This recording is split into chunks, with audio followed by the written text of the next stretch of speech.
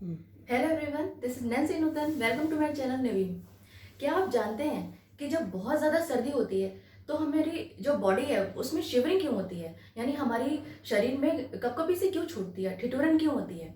जब आप कोई ऐसा काम करें कि जब जिसमें मसल पावर ज़्यादा लगती है या फिर गर्मी बहुत ज़्यादा हो तो पसीना क्यों आता है, या जब आप फास्ट रनिंग करते हैं यानी तेज़ दौड़ते हैं तो आपका जो ब्रीदिंग रेट है वो हाई क्यों हो जाता है, सांसें तेज़ क्यों चलने लगती हैं। क्या रीज़न है इन सब बातों के पीछे।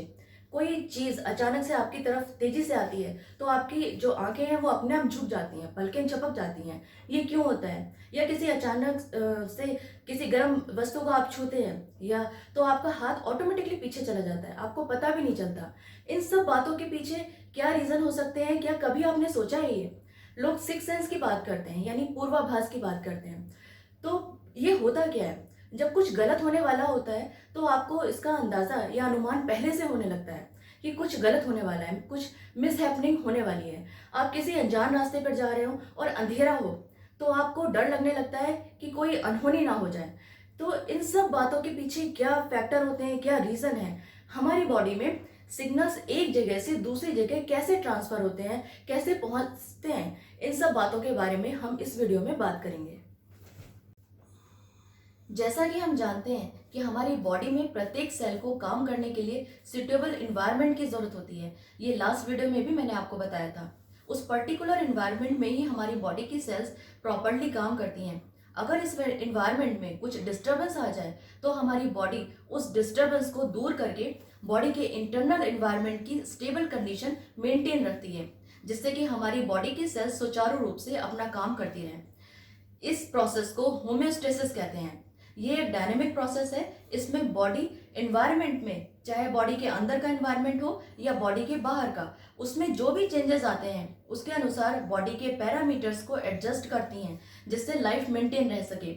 एग्जाम्पल के तौर पे, जब बाहर के एनवायरनमेंट में चेंजेस आते हैं, जैसे बहुत ज़्यादा गर्मी हो तो बॉडी टेम्परेचर बढ़ जाता है, जिससे सेल की एक्टिविटी डिस्टर्ब होने लगती है। इसलिए टेम्परेचर मेंटेन रखने के लिए बॉडी स्वेटिंग स्टार्ट कर देती है, मीन्स पसीना आने लगता है, जो कूलिंग इफेक्ट प्रोड्यूस करता है, मीन्स बॉडी का टेम्परेचर डाउन होने लगता है। उसी प्रकार सर्दी में बाहर के एनवायरनमेंट का टेम्परेचर कम होने की वजह से बॉडी का टेम्परेचर भी कम होने लगता है और बहुत ठंड होने की वजह से सेल्स सही से काम नहीं कर पाती हैं, इसलिए शरीर में कंपन बॉडी शिवरिंग स्टार्ट हो जाती है, जो हीट प्रोड्यूस करती है, जिससे बॉडी का टेम्परेचर बढ़ जाता है। सिमिलरली जब हम तेज दौड़ते हैं तो हमारा ब्रीदिंग रेट हाई हो जाता है, मीन्स सांस तेज चलने लगती है, क्योंकि बॉडी में तेज दौड़ने पर ऑक्सीजन लेवल कम होने लगता है। सेल्स की एक्टिविटी बढ़ जाती है, जिसकी वजह से ज्यादा ऑक्सीजन की जरूरत होती है और उस ऑक्सीजन की कमी को पूरा करने के लिए सांसें तेज चलने लगती हैं, जिससे पर्याप्त मात्रा में ऑक्सीजन मिल सके। तो हमने देखा कि एक्सटर्नल एनवायरनमेंट में जो चेंजेस आते हैं उनकी वजह से बॉडी कैसे एडजस्ट करती है। अब बात करते हैं इंटरनल एनवायरनमेंट की। जब हम ब्रेकफास्ट स्किप करते हैं यानी कि ब्रेकफास्ट नहीं करते हैं तो बॉडी में ग्लूकोज का लेवल बहुत ज़्यादा डाउन हो जाता है, जिसको एडजस्ट करने के लिए हमारी बॉडी स्टोर्ड एनर्जी को यूज़ करना स्टार्ट कर देती है। बट एक पर्टिकुलर टाइम के बाद ब्रेन को ऑक्सीजन ना मिलने की वजह से सिर दर्द, चक्कर आना शुरू हो जाता है। हाइपोथैलेमस में एपेटाइट सेंटर एक्टिवेट हो जाता है, जिससे भूख लगने लगती है। आपने नोटिस किया होगा कि जब आप ब्रेकफास्ट स्किप करें या देर से नाश्ता करें तो भी वीकनेस लगती है, चक्कर आने लगते हैं, क्योंकि ग्लूकोज लेवल डाउन हो जाता है। इसलिए सुबह का नाश्ता बहुत ज़रूरी है, टाइम पर लेना और हेल्दी ब्रेकफास्ट लेना भी, क्योंकि रात के बाद एक लंबा टाइम इंटरवल होता है और बॉडी को सबसे ज़्यादा उसी टाइम न्यूट्रिएंट्स की आवश्यकता होती है, रिक्वायरमेंट होती है। डॉक्टर से लेके डाइटिशियन तक सभी ब्रेकफास्ट को सबसे ज़्यादा इम्पॉर्टेंट मील मानते हैं। हमारी बॉडी में बहुत सारे रेगुलेटिंग सिस्टम होते हैं जो बॉडी के इंटरनल एनवायरनमेंट को बैलेंस रखते हैं। इन्हें फीडबैक सिस्टम कहते हैं। फीडबैक सिस्टम एक साइकिल ऑफ इवेंट्स होता है जिसमें बॉडी की condition continuously monitored and evaluated होती हैं। एनवायरमेंटल चेंजेस के बाद ये कंडीशंस रीमॉनिटर्ड एंड री इवेल्युएटेड होती हैं और ये सिस्टम लगातार चलता है। प्रत्येक मॉनिटर्ड वेरिएबल जैसे body temperature, blood pressure, blood glucose level etcetera controlled variable कहलाता है और उसमें कोई भी डिसरप्शन यानी प्रतिरोध या अवरोध उसे स्टिमुलस कहते हैं। मीन्स कंट्रोल वेरिएबल में जो प्रतिरोध या अवरोध है उसे स्टिमुलस कहते हैं। फीडबैक सिस्टम के 3 पार्ट्स होते हैं, पहला रिसेप्टर, दूसरा कंट्रोल सेंटर और तीसरा इफेक्टर। तो सबसे पहले बात करते हैं रिसेप्टर्स की। बॉडी का वो पार्ट जो एनवायरनमेंट में हुए चेंज को डिटेक्ट करता है और इनपुट कंट्रोल सेंटर यानी कि ब्रेन तक पहुंचाता है। रिसेप्टर से कंट्रोल सेंटर यानी ब्रेन तक का जो पाथवे है उसे एफरेंट पाथवे कहते हैं। ये इनपुट नर्व इंपल्स और केमिकल सिग्नल्स की फॉर्म में इंफॉर्मेशन कैरी करते हैं।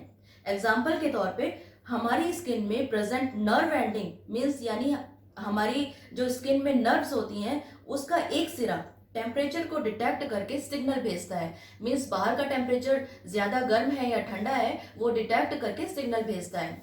सेकेंड पार्ट है कंट्रोल सेंटर।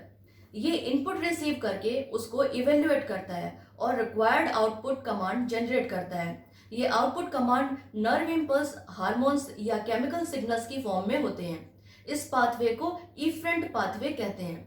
एग्जाम्पल के तौर पर स्किन की नर्व एंडिंग ने जो टेम्परेचर डिटेक्ट करके सिग्नल भेजा था, ब्रेन उसको इवेल्युएट करके रिक्वायर्ड नर्व इंपल्स को जनरेट कर देता है। मीन्स ब्रेन इवेल्युएट करता है कि इनसाइड बॉडी टेम्परेचर बढ़ाना है या कम करना है, जो भी रिक्वायरमेंट है उसके अकॉर्डिंग सिग्नल भेजता है। इसका थर्ड पार्ट है इफेक्टर।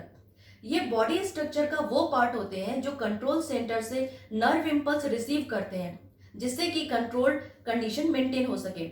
एग्जाम्पल के तौर पर ब्रेन ने जो नर्व इंपल्स प्रोड्यूस किया था वो इफरेंट पाथवे के थ्रू स्केलेटल मसल्स में पहुंचता है जिसकी वजह से शिवरिंग उत्पन्न होती है। शिवरिंग यानी कपकपी होना बॉडी में हीट जनरेट कर देती है और बॉडी का टेम्परेचर बढ़ा देती है। और अब हम बात करते हैं इस जो पूरा एग्जाम्पल था उसको हम एक साथ देखते हैं। जैसे ही बाहर का टेम्परेचर बहुत कम होता है मीन्स बाहर सर्दी बढ़ जाती है तो हमारी बॉडी के रिसेप्टर्स टेम्परेचर को डिटेक्ट करके एफरेंट पाथवे के थ्रू सिग्नल भेजते हैं। कंट्रोल सेंटर यानी ब्रेन या कंट्रोल सेंटर उन सिग्नल्स को इवेल्युएट करता है और डिटेक्ट करता है कि बाहर का टेम्परेचर कम होने की वजह से बॉडी का टेम्परेचर बढ़ाने की जरूरत है। फिर कंट्रोल सेंटर यानी ब्रेन से सिग्नल इफेक्टर के पास जाता है थ्रू इफरेंट पाथवे और जो हमारे इफेक्टर्स हैं स्केलेटल मसल्स में वो शिवरिंग कॉज करते हैं जिसकी वजह से हीट जनरेट होती है और बॉडी का टेम्परेचर बढ़ा देती है। इसलिए सर्दी बढ़ने पर हमें कपकपी छूटती है। अब बात करते हैं फीडबैक सिस्टम की। फीडबैक सिस्टम के 2 टाइप होते हैं। पहला है निगेटिव फीडबैक सिस्टम। ये वो सिस्टम होता है जो कंट्रोल कंडीशन में हुए चेंजेस को रिवर्स कर देता है। इसको हम ब्लड प्रेशर के रेगुलेशन से समझ सकते हैं। ब्लड के द्वारा ब्लड वेसल्स के ऊपर जो फोर्स लगता है उसे ब्लड प्रेशर कहते हैं। जब ब्लड प्रेशर बढ़ जाता है तो ब्लड वेसल्स के अंदर बैरोस रिसेप्टर्स जो होते हैं जो नर्व इंपल्स जनरेट करता है वो नर्व इंपल्स को ब्रेन तक भेजते हैं जिसके रेस्पॉन्स में ब्रेन हार्ट में हार्ट रेट को कम करने के लिए और ब्लड वेसल्स में ब्लड वेसल्स को डायलेट यानी कि उसको फैलाने के लिए सिग्नल भेजता है जिससे ब्लड प्रेशर कम हो जाता है। सेकेंड इसका टाइप है फीडबैक सिस्टम का दूसरा टाइप है पॉजिटिव फीडबैक सिस्टम। ये सिस्टम कंट्रोल कंडीशन में जो चेंजेस हुए उन्हें स्ट्रेंथन करता है यानी कि चेंजेस को मजबूती प्रदान करता है, स्ट्रॉन्ग करता है। एग्जाम्पल के तौर पर हम इसको नॉर्मल चाइल्ड बर्थ से समझ सकते हैं। जब नॉर्मली बच्चे का जन्म होता है तो लेबर के समय पहला कॉन्ट्रैक्शन यूट्रस के लोएस्ट पार्ट पर होता है जो कि वेजाइना में ओपन होता है। ये फीटस को सर्विक्स में पुश करता है। जैसे जैसे स्ट्रेचिंग यानी खिंचाव बढ़ता है तो और ज्यादा इंपल्स ब्रेन को जाना स्टार्ट हो जाता है जिससे ब्रेन पिट्यूटरी ग्लैंड को सिग्नल भेजता है और पिट्यूटरी ग्लैंड ब्लड में और ज्यादा ऑक्सीटोसिन हार्मोन रिलीज करता है। ये ऑक्सीटोसिन यूट्रस की वॉल्स में और ज्यादा कॉन्ट्रैक्शन फोर्स को बढ़ा देता है और फीटस का मूवमेंट नीचे की डायरेक्शन में बढ़ जाता है। ये प्रोसेस तब तक कंटिन्यू रहता है जब तक बच्चे का जन्म नहीं हो जाता और जब चाइल्ड बर्थ हो जाती है तो सर्विक्स की स्ट्रेचिंग सीज हो जाती है और ऑक्सीटोसिन का रिलीज होना भी बंद हो जाता है। यह है पॉजिटिव फीडबैक का एक एग्जाम्पल। इसी का दूसरा एग्जाम्पल है जब ब्लड का बहुत ज्यादा लॉस हो जाता है। नॉर्मल कंडीशन में हार्ट सफिशिएंट प्रेशर के साथ मींस जितनी रिक्वायरमेंट है उसके साथ ब्लड पंप करता है और बॉडी की सेल्स को ऑक्सीजन और न्यूट्रिएंट्स प्रोवाइड करता है, जिससे होम्योस्टेसिस मेंटेन रहे।